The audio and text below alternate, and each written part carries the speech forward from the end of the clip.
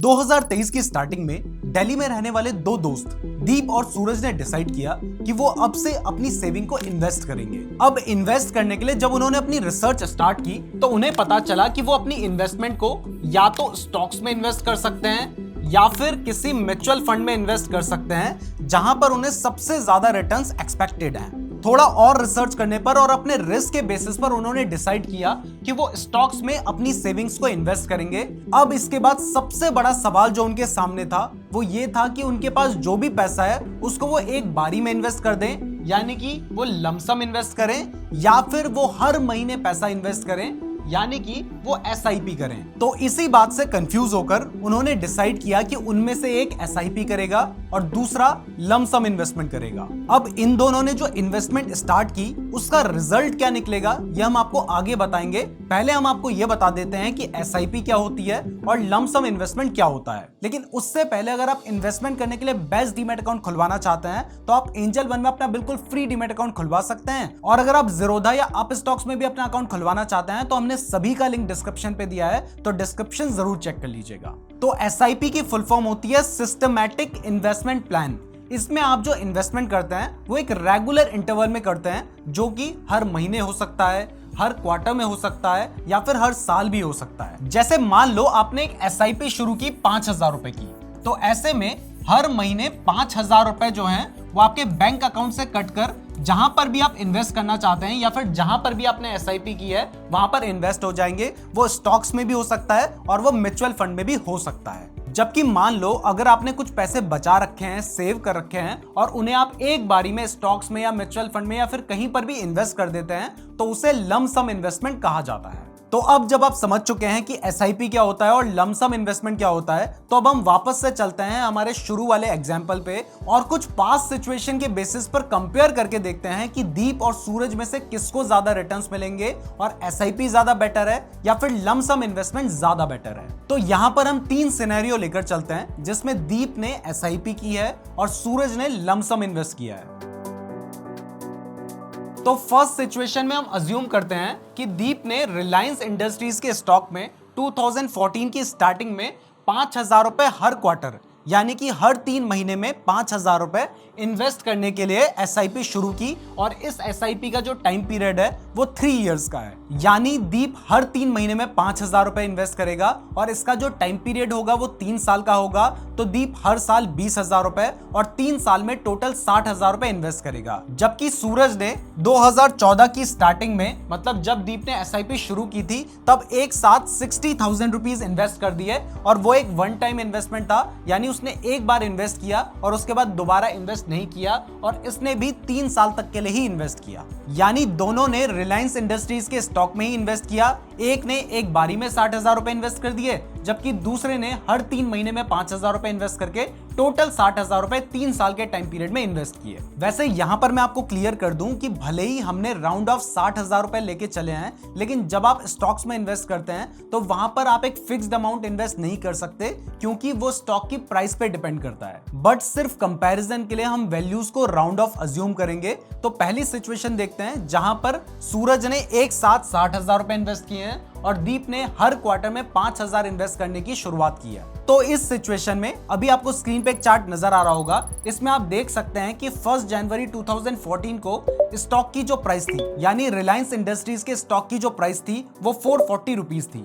अब क्योंकि सूरज ने लमसम इन्वेस्टमेंट करी है, इसलिए उसकी जो एवरेज बाय प्राइस होगी वो 440 रुपीज ही आएगी। वहीं दूसरी तरफ के टेबल में आप देख सकते हैं कि क्योंकि शेयर की जो प्राइस है वो डेली चेंज होती रहती है, तो दीप ने जो इन्वेस्टमेंट करी है उसकी जो एवरेज बाय प्राइस है वो हर बार अलग अलग है। बट अगर हम इसका एवरेज निकालें तो वो 471 रुपीज निकल कर आता है।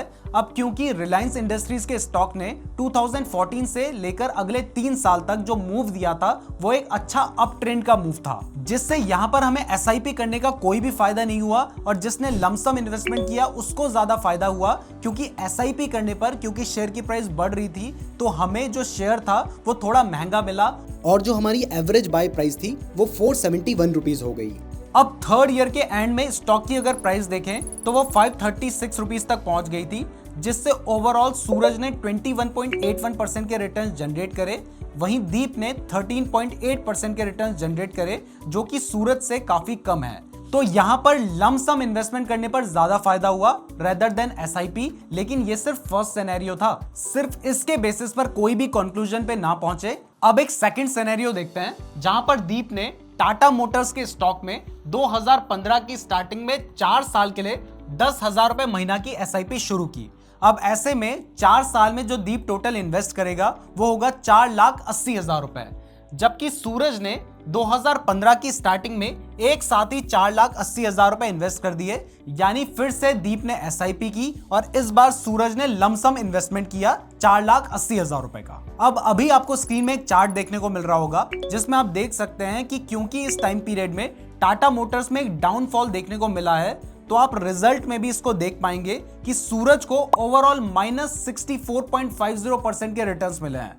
वहीं एसआईपी की कॉस्ट एवरेजिंग की वजह से दीप को -57% के नेगेटिव रिटर्न्स देखने को मिले, जो कि ओवरऑल 7.5% कम है। मतलब एसआईपी ने दीप को ज्यादा लॉस होने से बचा लिया, जबकि सूरज को ज्यादा लॉस हुआ। तो हमारा जो फर्स्ट सिनेरियो था उसमें लमसम इन्वेस्टमेंट ने बेटर परफॉर्म किया, और जो हमारा सेकंड सिनेरियो था उसमें एसआईपी इन्वेस्टमेंट ने बेटर परफॉर्म किया है। तो चलिए अब थर्ड सिनेरियो देखते हैं। इसमें ही अगर हम मान लेते हैं कि दोनों ने 2015 में अपनी इन्वेस्टमेंट शुरू की थी, जहां पर सूरज ने एक साथ 4,80,000 रुपए इन्वेस्ट किए थे, जबकि दीप ने 4 नहीं बल्कि 8 साल के लिए इन्वेस्टमेंट की थी। तो इस केस में उसने हर महीने 10,000 रुपए नहीं बल्कि हर महीने 5,000 रुपए की एसआईपी शुरू की।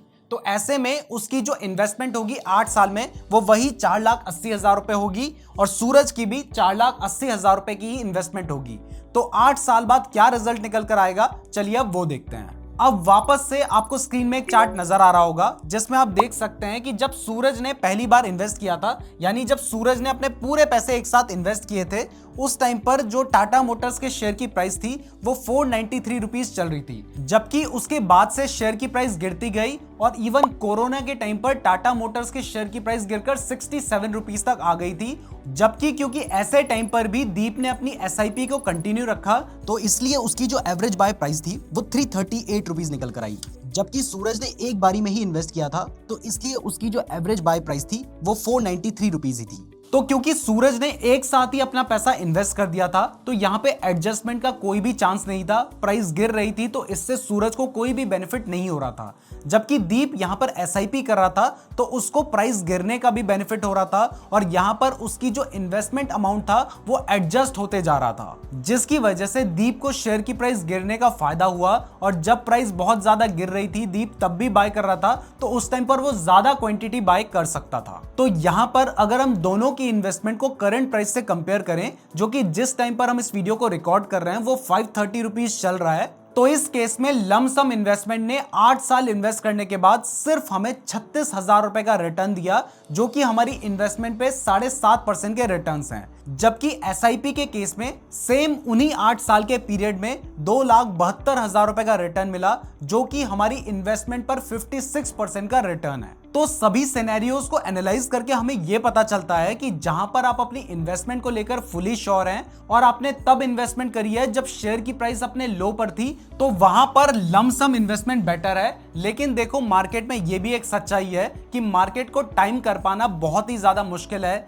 यह पता कर पाना कि कब शेयर अपने लो प्राइस पे मिल रहा है, यह बहुत ज्यादा मुश्किल है, और बहुत बड़े बड़े एक्सपर्ट्स ये नहीं कर पाते हैं। और क्योंकि एसआईपी आपको कॉस्ट को एवरेज करने का मौका देता है, तो ऐसे केसेस में एसआईपी ज्यादातर बेटर रहता है। तो चलिए अब एक बार हम थॉरोली इन दोनों के एडवांटेजेस और डिसएडवांटेजेस देख लेते हैं, जिसके बाद आप खुद डिसाइड कर सकते हैं कि आपको एसआईपी करनी चाहिए या फिर लमसम इन्वेस्टमेंट करना चाहिए। तो सबसे पहले एसआईपी के एडवांटेजेस की बात करते हैं। तो देखिए, सबसे पहला जो एसआईपी का एडवांटेज है वो ये है कि इसमें हर कोई बहुत इजीली इन्वेस्ट कर सकता है। अगर आप लमसम इन्वेस्टमेंट करेंगे और आपको ज्यादा अमाउंट इन्वेस्ट करना है, मान लो आप 1 लाख रुपए इन्वेस्ट करना चाहते हैं, तो अगर आप एक स्टूडेंट हैं या आपकी नई नई जॉब लगी है, तो एक साथ 1 लाख रुपए इन्वेस्ट करना आपके लिए मुश्किल होगा। लेकिन आप चाहें तो हर महीने 1,000 या 2,000 रुपए इन्वेस्ट कर सकते हैं। तो एसआईपी के थ्रू इन्वेस्ट करना बहुत ईजी होता है और आप थोड़े बहुत पैसे से भी अपनी इन्वेस्टमेंट इन्वेस्टमेंट शुरू कर सकते हैं। इसका दूसरा फायदा है कि इसमें आपकी जो कॉस्ट है उसको आप एवरेज कर सकते हैं। आपने ऊपर भी बहुत सारे एग्जांपल में देखा है कि पहले जो शेयर की प्राइस थी वो ज्यादा थी, उसके बाद प्राइस गिरी, तो जब प्राइस गिर रही है उस टाइम पर आपको ज्यादा शेयर उस सेम अमाउंट में ही मिल जाएंगे। एक और एग्जांपल दूं तो मान लो पहले महीने आपको जो शेयर है वो 100 रुपए की प्राइस में मिलता है और अगले महीने किसी भी रीजन की वजह से प्राइस गिरकर 50 हो जाती है, तो पहले महीने आपको 100 रुपए में एक शेयर मिलेगा, लेकिन अगले महीने आपको 100 रुपए में 2 शेयर्स मिलेंगे। तो ऐसे आपकी जो यूनिट्स हैं वो ज्यादा हो जाएंगी और आपकी जो कॉस्ट है वो घट जाएगी। और इसका तीसरा सबसे बड़ा फायदा यह है कि यहां पर आप एक डिसिप्लिन क्रिएट कर सकते हैं। अगर मैं आपको कहूं कि आप अपनी सैलरी में से हर महीने 5,000 रुपए सेव करना या इन्वेस्ट करना, तो ऐसे में ज्यादातर लोग ये नहीं कर पाएंगे, लेकिन आप चाहें तो आप अपनी एसआईपी को ऑटोमेट भी कर सकते हैं और ऐसे हर महीने 5,000 रुपए आपके बैंक अकाउंट से कटकर इन्वेस्ट हो सकते हैं। तो ये एक बहुत अच्छा तरीका है जिससे आप पैसे को इन्वेस्ट कर सकते हैं और इससे डिसिप्लिन भी क्रिएट होता है। और अब इसके डिसएडवांटेज की बात करें तो देखिए, इसका जो एडवांटेज है रुपी कॉस्ट एवरेजिंग, वही इसका डिसएडवांटेज भी है। मैंने आपको एग्जांपल देकर बताया था कि मान लो आपने 100 रुपए में आज शेयर खरीदा और अगले महीने शेयर की जो प्राइस है वो किसी रीजन की वजह से घटकर 50 रुपए हो जाती है, तो आपको 2 यूनिट मिलेगी, यानी आपकी जो कॉस्ट है वो कम हो जाएगी। लेकिन मान लीजिए अगर अगले महीने प्राइस बढ़कर 150 रुपए हो जाती है, तो इस केस में आपकी जो कॉस्ट है वो बढ़ जाएगी, जबकि अगर आपने लमसम इन्वेस्ट किया होगा तो आपने 100 रुपए में ही सारी यूनिट खरीदी होती और ऐसे में आपको ज्यादा फायदा होता। तो एसआईपी करने का सिर्फ एक ही नुकसान है कि अगर आपके बाय करने के बाद प्राइस बढ़ती चली जाती है तो आपको महंगे में शेयर्स को या फिर म्यूचुअल फंड जिसको भी आप बाय कर रहे हैं उसको महंगे में बाय करना पड़ता है। तो ये हैं एसआईपी के कुछ एडवांटेजेस और डिसएडवांटेजेस। अब अगर हम लमसम इन्वेस्टमेंट के एडवांटेजेस और डिसएडवांटेजेस की बात करें तो देखिए, लमसम में आपको पता है कि आप एक साथ पैसा इन्वेस्ट करेंगे, तो जब आप एक साथ पैसे को इन्वेस्ट करेंगे तो वहां पर अगर आपने सही टाइम पर शेयर बाय किया, यानी ऐसे टाइम पर बाय किया जब शेयर की प्राइस बहुत कम थी या फिर हम कहें कि अपने लोएस्ट पर थी, तब आपने अगर शेयर को बाय किया तो वहां पर आपको ज्यादा रिटर्न्स मिल सकते हैं। यानी कि लमसम इन्वेस्ट करने का सबसे बड़ा बेनिफिट यही है कि अगर आप एक साथ पैसे इन्वेस्ट कर देते हैं और आपने कम प्राइस में बाय कर दिया तो वहां पर आपको ज्यादा रिटर्न्स मिल सकते हैं। और अगर इसके डिसएडवांटेज की बात करें तो देखिए, इसका एक ही डिसएडवांटेज है कि अगर आपने एक साथ सारा पैसा इन्वेस्ट कर दिया और आपने गलत टाइम पर वो पैसे इन्वेस्ट कर दिए, तो ऐसे में अगर शेयर्स की प्राइस गिरती है तो आपको लॉस होगा और आप बहुत लंबे टाइम तक लॉस में बने रह सकते हैं। जबकि अगर आप एसआईपी कर रहे होंगे तो वहां पर आप सस्ते में शेयर्स को बाय कर पाएंगे, जबकि लमसम में क्योंकि आपने एक साथ ही पैसा इन्वेस्ट कर दिया है तो यहां पर आपको कॉस्ट एवरेज करने का मौका नहीं मिलेगा। तो अब क्योंकि आपको एसआईपी और लमसम के एडवांटेजेस और डिसएडवांटेजेस दोनों पता चल चुके हैं, तो अब आप अपने फाइनेंशियल प्लानिंग के हिसाब से, अपने रिस्क मैनेजमेंट के हिसाब से खुद डिसाइड कर सकते हैं कि आपको एसआईपी करनी चाहिए या फिर लमसम इन्वेस्टमेंट करना चाहिए। अब एट द एंड आप चाहे लमसम इन्वेस्टमेंट करें या एसआईपी इन्वेस्टमेंट करें, इससे आपके रिटर्न्स में तो फर्क आ सकता है, लेकिन अगर आप अच्छे स्टॉक्स में और पूरी रिसर्च करने के बाद इन्वेस्टमेंट करते हैं तो मैं आपको अश्योर करता हूं कि आप एक अच्छे रिटर्न्स लॉन्ग टर्म में जनरेट कर सकते हैं। इसलिए आप जितना जल्दी इन्वेस्टमेंट करना शुरू कर सकते हैं आपको कर देना चाहिए। और इसके लिए आपको एक डीमैट अकाउंट की जरूरत होगी, तो हमने सभी डीमैट अकाउंट का लिंक डिस्क्रिप्शन पे दिया है और आप एंजल वन में तो बिल्कुल फ्री डीमैट अकाउंट खुलवा सकते हैं। तो डिस्क्रिप्शन जरूर चेक कर लीजिएगा। वीडियो पसंद आई है तो लाइक जरूर कीजिएगा। अगर आप इस तरीके की और वीडियोस देखना चाहते हैं तो हमारे चैनल को जरूर सब्सक्राइब कर दीजिएगा। और अगर आपने यहां तक वीडियो देखी है तो आप हमारे लिए बहुत ज्यादा स्पेशल हैं, कमेंट करके जरूर बताइएगा। धन्यवाद।